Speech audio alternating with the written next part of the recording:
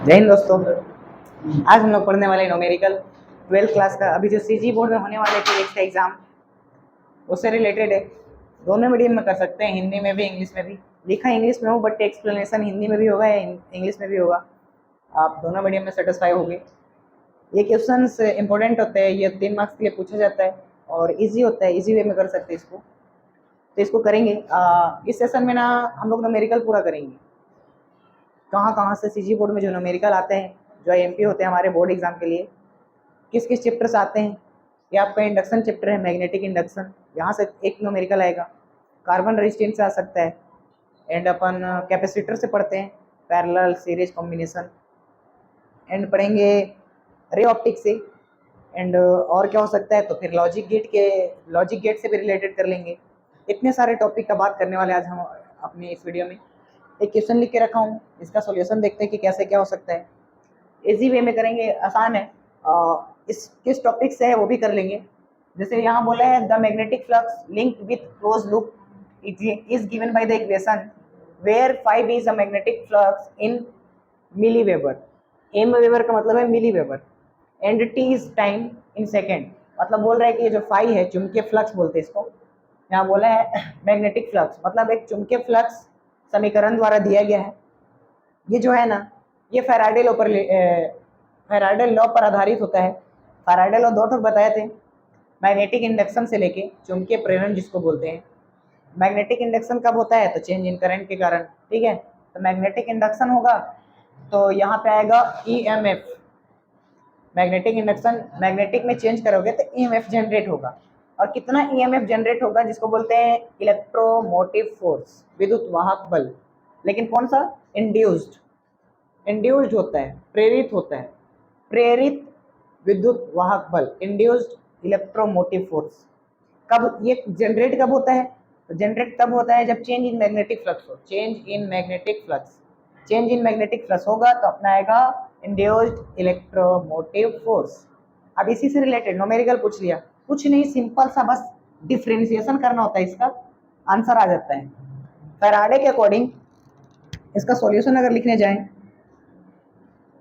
अपने को गिवन क्या है, मैग्नेटिक फ्लक्स का equation 6t² + 7t + 1 in milli weber at time कितना, t equal to at time t equal to 2 second.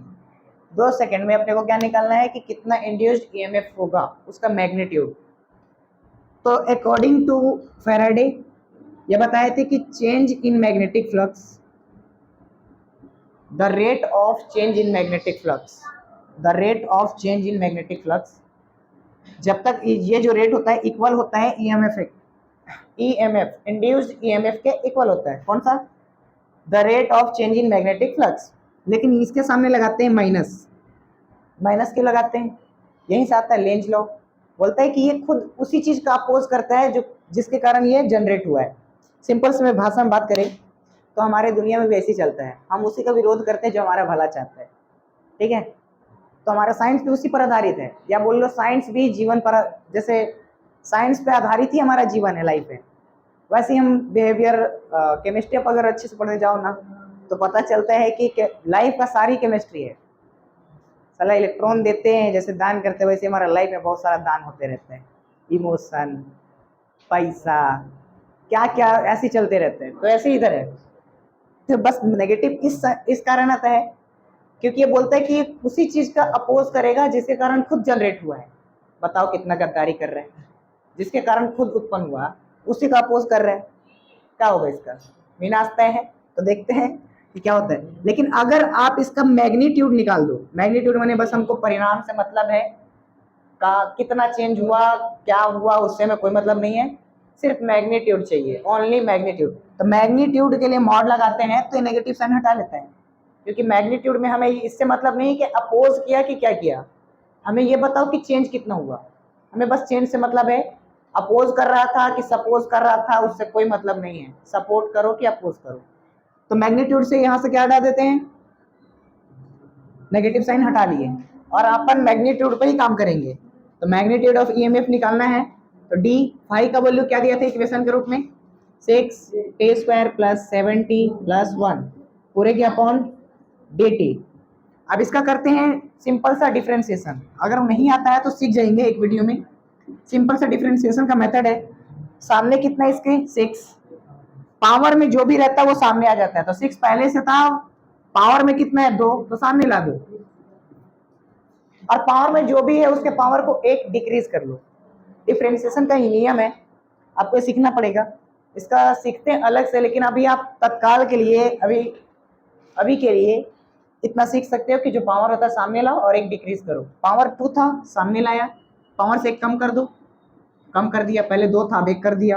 यहाँ 70 है तो सेम टी के पावर कुछ नहीं तो 1 को सामने लाएंगे तो 7 पर कोई इफेक्ट नहीं पड़ेगा, जैसे पहले से 7 है 1 के सामने ला दो। अब बोलोगे कि पावर तो पहले से 1 था सर, 1 और कम करेंगे तो पावर तो 0 हो जाएगा। बिल्कुल राइट है कि टी की पावर 0 हो जाएगा। अब ये है कांस्टेंट 1 के साथ कोई भी वेरिएबल नहीं है। अब कोई वेरिएबल नहीं है तो इसका अवकलन नहीं होगा, जिसमें कोई वेरिएबल नहीं होता है अवकलन उसका 0 होता है, तो 0 लिखेंगे। तो इसका मैग्नीट्यूड क्या आ गया 6 2 जा 12t प्लस, जिस किसी का भी अगर पावर 0 हो तो उसका मान 1 होता है, किसी का पावर 0 हो तो उसका मान 1 होता है। तो इसका 1 हो जाएगा तो सिर्फ 7 बचेगा, और इधर 0 था तो उसका लिखने का कोई मतलब नहीं। ईएमएफ कितना जनरेट हुआ पता चल गया, लेकिन एक इक्वेशन के तौर पे ईएमएफ कितना जनरेट हुआ पता चल गया, लेकिन एक इक्वेशन के तौर पे। तो हमें निकालना है ईएमएफ का वैल्यू कितना सेकंड पर 2 सेकंड पर। तो टी का वैल्यू अगर इसमें 2 सेकंड पुट करें तो क्या होता है देखते हैं, 12 इंटू टी का मान 2 प्लस 7 गुना करेंगे 12 दूनी की 24 प्लस 7 24 और 7 31। अब मात्रक इंपॉर्टेंट रखता है, ये ईएमएफ है इलेक्ट्रोमोटिव फोर्स है, बोले तो एक टाइप का पोटेंशियल। अब पोटेंशियल का क्या होता है मात्रक वोल्ट, लेकिन यहाँ ध्यान दें कि हमारा जो फ्लक्स था हम फ्लक्स से ही पूरा काम किए, फ्लक्स जो था वो मिली में था, तो ये ईएमएफ भी जो आएगा वो भी मिली में होगा, मिली वोल्ट। यह है अपना मैग्नीट्यूड। अगर आप मैग्नीट्यूड नहीं लगाते, ये आपका आंसर है, सिंपल सा होता है 3 मार्क्स का आता है। अगर आप मैग्नीट्यूड हटा दो तो फिर से माइनस आ जाएगा सामने, कारण वही जिसके कारण ये खुद पैदा हो उसी को अपोज कर रहा है, लाइफ में ऐसे ही चलता है ना। तो ये आपका सॉल्यूशन है सिंपल सा। किस पर ये जो होता है आधारित होता है किस पे बेस पर है, तो फैराडे लॉ पर है। फैराडे लॉ भी इसे क्लियर कर सकते हो आप कि क्या है क्या नहीं, और उसको मैं एक्सप्लेन करने का ट्राई किया हूँ इसमें। और ये न्यूमेरिकल बहुत छोटा होता है और आसान भी होता है, तो आप लोग अच्छे से करेंगे। और बाकी एक क्वेश्चन ये किया हूँ, और एक और क्वेश्चन एक टाइप का होता है वो भी करेंगे। फिर पढ़ते हैं अपना रे ऑप्टिक्स, उससे क्वेश्चन हिस्सा लाएंगे बोर्ड में और अच्छे से करेंगे उस चैप्टर को। यहाँ से भी आएंगे, आने का बहुत ज़्यादा अपॉर्चुनिटीज है, तो अच्छे से करें। और खासकर अभी के लिए यही वीडियो इसीलिए आ रहा है क्योंकि न्यूमेरिकल आएंगे बोर्ड एग्जाम में आपके, जस्ट है, तो उसको सही से करेंगे, ठीक है।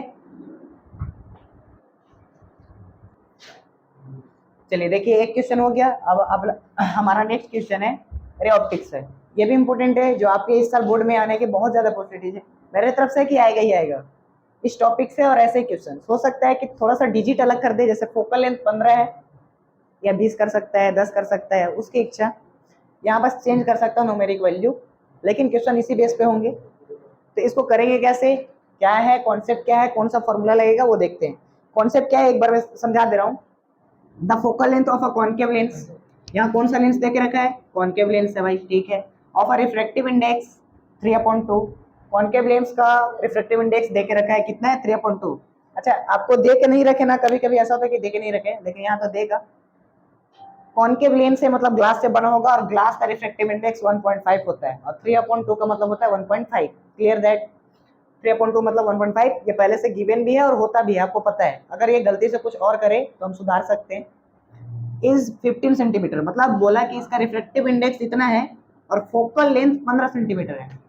इन एयर, ये सब कहानी कहाँ हो रहा है, एयर में हो रहा है, जितना भी है एयर में ये सब कहानी है। अब ये क्या बोला है कि भाई इसका फोकल लेंथ निकालो और इसका नेचर बताओ, कब, जब इसको वाटर में इमर्ज कर दें, मतलब इसको पानी में डुबो दो, लेंस जो था उसको वाटर में डुबो दो, डाल दो तो उसका फोकल लेंथ क्या होगा और उसका नेचर क्या होगा। नेचर से रिलेटेड पढ़ते हैं अपन। अगर नेचर जानना है तो रिफ्रैक्टिव इंडेक्स से जानते हैं कि नेचर चेंज होगा या नहीं होगा। उसको पता करने का एक सिंपल सा टेक्निक दे रहा हूँ, इधर पढ़ लीजिए, इसको पढ़ लीजिएगा। चाहे ये क्वेश्चन हो या कोई भी हो, नेचर आप पता लगा लोगे। नेचर कैसे पता लगाते हैं, जैसे कौन सा लेंस है, कॉनकेव लेंस, इसका रिफ्रैक्टिव इंडेक्स कितना है, refractive index mu of glass कितना 3/2, जिसको बोलते हैं 1.5। इसी तरह अब किसमें इमर्ज किया गया, वाटर का रिफ्रैक्टिव इंडेक्स 4/3, जिसको बोलते हैं 1.33। ऐसा भी आपको पता होना चाहिए या पता होगा आपको कि ग्लास का रिफ्रैक्टिव इंडेक्स वाटर से ज़्यादा होता है। ग्लास का रिफ्रैक्टिव इंडेक्स वाटर से ज़्यादा होता है, ग्रेटर होता है। अब हम क्या किए हैं कि ग्लास को इमर्ज किए वाटर में, मतलब जिसको इमर्ज किए, जिसको डुबोए हैं, उसका रिफ्रैक्टिव इंडेक्स ज़्यादा है। ठीक है, जिसमें डुबोते हैं अगर उसका रिफ्रैक्टिव इंडेक्स ज़्यादा हुआ, जैसे एकदम इसको समझिए, जैसे ये वाटर है, ये लेंस है, ये कॉन्वेक्स है, हालांकि कॉन्वेक्स बनाया हूं मैं, कॉनकेव नहीं है। तो अगर इसका रिफ्रैक्टिव इंडेक्स ग्लास का ज़्यादा हुआ किससे, वाटर से, वाटर से ज़्यादा हुआ ग्लास का, तो इस पर कोई इफेक्ट नहीं पड़ेगा, नेचर जो है वही रहना है। मतलब अगर कॉनकेव है तो कॉनकेव, कॉन्वेक्स है तो कॉन्वेक्स, कोई चेंज नहीं होना है। लेकिन अगर वाटर का जिसमें डुबोए उसका रिफ्रैक्टिव इंडेक्स ज़्यादा और इसका कम हो गया तो नेचर चेंज हो जाता है। लेकिन चेंज कैसे होगा, तो कॉनकेव जो होता है वो कॉन्वेक्स के जैसा काम करेगा और कॉन्वेक्स जो होगा वो कॉनकेव के जैसा काम करेगा।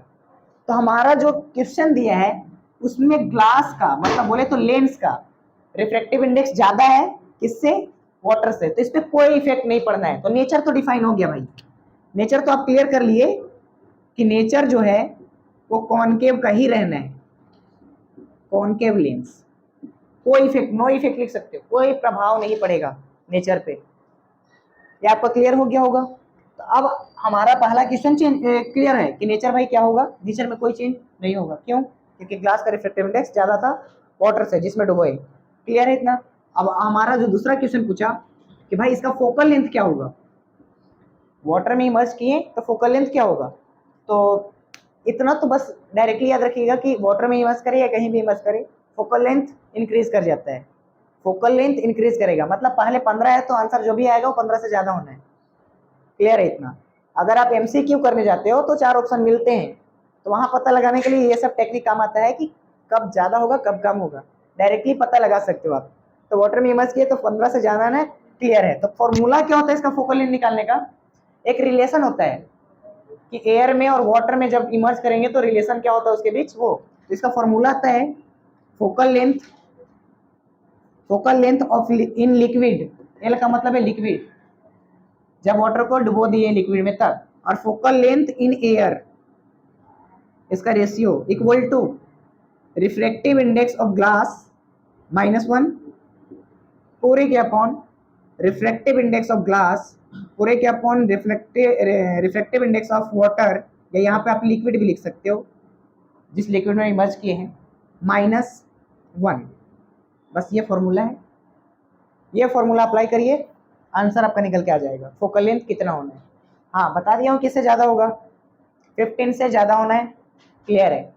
तो ये फॉर्मूला लगाएंगे तो आपका हर चीज़ पता है। Refractive index of glass clear है 1.5, रिफ्रैक्टिव इंडेक्स ऑफ आप, अच्छा ये सब सॉल्व करने के लिए मेरा मानना है कि आप पॉइंट में मत जाओ, पॉइंट में मत जाओ, आप 3/2 रख के करो, ज़्यादा इजिली सॉल्व कर सकते हो।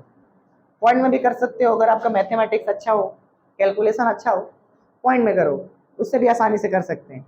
और अगर नहीं है, डिजिट में खेलो, आपको इसीलिए सीधा सीधा डिजिट में दे के भी रखा है, आसानी से कर सकते हैं। तो आपको जो अच्छा लगे उससे कर सकते हैं। तो हम पॉइंट में ना जा करके डिजिट से करते हैं। तो इसको सॉल्व करते हैं, देखिए सॉल्यूशन कैसा है। ये आपको आई होप समझ में आया होगा नेचर। तो इसको हटा दे रहा हूँ अभी, आप लोग वीडियो रोक कर नोट कर सकते हैं, नोट डाउन कर सकते हैं इसको। चलिए आगे का इसका सॉल्यूशन है, फोकल लेंथ इन लिक्विड, यही पता नहीं है, कहा क्या होगा हमको निकालना है। Focal length in air, focal length in air दे के रखा है, कितना है 15 सेंटीमीटर, कितना है 15 सेंटीमीटर। अच्छा, रिफ्रैक्टिव इंडेक्स ऑफ ग्लास 3/2 -1 पूरे के अपॉन म्यूजी, फिर से refractive index of glass 3/2 upon liquid का कितना है तो 4/3, ठीक है, -1।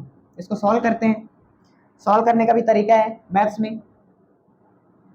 लिक्विड का नहीं पता 15, अब यहाँ 3/2, 3/2 का मतलब होता है 1.5, 1.5 में से एक घटा दो। मैं बोल रहा हूँ कि हमारे पास 1.5 रुपीज़ है, बोले तो 1.5 रुपया, उसमें से 1 रुपया माइनस कर लो, आधा रुपया बचेगा। आधा को बोलते हैं 1/2, हाफ, वही तो बोलते हैं क्या, 3/2 में से एक घटा लो, 3/2 में से एक माइनस कर लो तो 1/2 आएगा। और नहीं तो ऐसा समझिए, 2 से यहाँ से 2 से 1 में मल्टीप्लाई करेंगे तो 2, 3 में से 2 गया तो 1, 1/2 हो जाएगा। जिस तरह से आप समझ सकते हो वैसे समझो। 3/2 मतलब 1.5, 1.5 में से 1 माइनस कर लेंगे तो हाफ बचेगा, तो इसका वैल्यू आएगा ओवरऑल हाफ।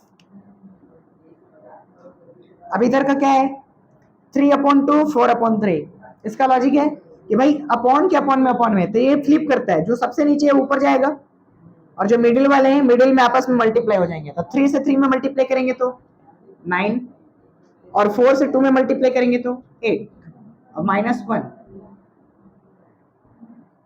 इतना हो गया। अब हो गया फोकल लेंथ अपॉन 15, 1/2। अब सेम उसी तरह 8 से 1 में मल्टीप्लाई कर लो, 8 से 1 में गुना करेंगे 8, 9 में से 8 घटेगा तो 1, 1/8। अब इसको सॉल्व करते हैं। मैं क्या बोला था कि ये ऊपर फ्लिप करता है और तो नीचे आता है, खींचे खींचे नीचे, कोई दिक्कत नहीं। से मैथमेटिक्स आपको इतना आता होगा यार, आई वो पाता होगा। 8 से 1 में गुना करेंगे तो 8, 2 से 1 में गुना करेंगे तो 2 से कितना बार में कटता है 4। अब इधर कितना है 50, फोकल लेंथ 15, इधर 4, 1, 15 से 4 में गुना कर लो, focal length equal to 60 centimetre. देखिए मैं बोला था इंक्रीज करता है, इंक्रीज किया भी, आंसर 60 सेंटीमीटर। कितना ज़्यादा इंक्रीज करके देख सकते हो आप लोग, ठीक है। तो 60 सेंटीमीटर। एक चीज़ यहाँ पर ध्यान रखिएगा, यहाँ पर माइनस प्लस के थोड़ा सा आपको प्रॉब्लम आ सकता है, मैं कहीं भी साइन कन्वेंशन नहीं लगाया हूँ, ठीक है कॉनकेव लेंस, और कॉनकेव लेंस का फोकल लेंथ होता है नेगेटिव, ठीक है, कॉन्वेक्स लेंस का होता है पॉजिटिव। कैसे पता करेंगे यार, ये भी तो डाउट रहता है ना कि किसका पॉजिटिव होता है किसका नेगेटिव होता है, वो भी डाउट क्लियर कर ले क्या। चलिए थोड़ा सा देख लेते हैं, अगर आ जाए, आई होप समझ में आ जाए। पहले अगर आप मिरर समझ जाओ, आप मिरर समझ जाओ तो लेंस क्लियर है, ठीक है। मिरर अपना पढ़ते हैं ये सी, ये उल्टा सी है, और मिरर में होता है लिप, ये आपका है उल्टा सी मतलब कॉनकेव, और सी मतलब कॉन्वेक्स, ये आपका सी बन गया, ये आपका हो गया कॉन्वेक्स। तो ये देखिए इसका कर्व किस साइड है लेफ्ट साइड, इसका कर्व किस साइड है राइट साइड। कर्व माने मुड़ा हुआ, मुड़ा किधर है लेफ्ट, एक मुड़ा किधर है राइट, तो लेफ्ट में होता है नेगेटिव, राइट में होता है पॉजिटिव। तो लेफ्ट में है तो इसका फोकल लेंथ क्या हो जाएगा नेगेटिव, ये राइट में है तो इसका फोकल लेंथ क्या हो जाएगा पॉजिटिव। जो मिरर का वही लेंस का, जो मिरर का होगा वही लेंस का, कॉन्सेप्ट सेम है। भैया ये क्या है कॉनकेव नेगेटिव, ये भी कॉनकेव था, इसका भी क्या होगा नेगेटिव। आना भी चाहिए था नेगेटिव में, लेकिन क्यों नहीं आया, क्योंकि मैं यहाँ पहले ही से नेगेटिव नहीं लिया हूँ, तो ये पहले क्लियर कर दिया कि साइन कन्वेंशन नहीं लिया हूँ मैं, ठीक है। पॉजिटिव नेगेटिव का टेंशन नहीं रखेंगे। ये सॉल्यूशन है, नेचर भी है और इसका सॉल्यूशन भी है। आई होप समझ में आया होगा, बहुत सिंपल है। फॉर्मूला आप याद रखेंगे, बाकी कैलकुलेशन है, कैलकुलेशन आप अपने तरीके से भी कर सकते हो, ये क्लियर है, कैलकुलेशन आप अपने तरीके से कर सकते हो। एक बार शॉर्ट में देखते चलिए। Refractive index of glass -1, glass upon water, glass upon water -1, glass upon water -1, याद रखना, सिंपल है, ग्लास -1 ग्लास अपॉन वाटर -1, ये हो गया। Focal length in liquid air, air का पहले से दे के रखेगा, लिक्विड निकालना है, रखे वैल्यू, ग्लास का पता था, ग्लास का पता था, लिक्विड का पता था, यहाँ फ्लिप करेगा, नीचे से ऊपर डैश, ये नीचे पटक दो सारे, नीचे से ऊपर, ऊपर से नीचे, 3 3 9, 4 दूनी की 8, 9 8, 8 में से 1 गया, 9 में से 8 गया, 1 1/8, 2 4, 2 से 4 बार में 15 चौके 60, खत्म, आंसर क्लियर। इतना समझ में आ गया होगा आप लोगों को। आई होप अगर समझ में आया हो तो वीडियो ज़्यादा से ज़्यादा शेयर करें, क्योंकि ये अभी बोर्ड में आने वाले हैं। लाइक करें, सब्सक्राइब करें, जो भी कर सकते हो आप कर दो, मचा दो यार, क्या करना है, यही है। चलिए ठीक है, अब और जो भी न्यूमेरिकल है गेट से कर लेंगे, और इसमें और क्वेश्चन है प्रिज्म से रिलेटेड, तो अभी नेक्स्ट क्वेश्चन हमारा प्रिज्म होगा, और फिर देखते हैं आगे।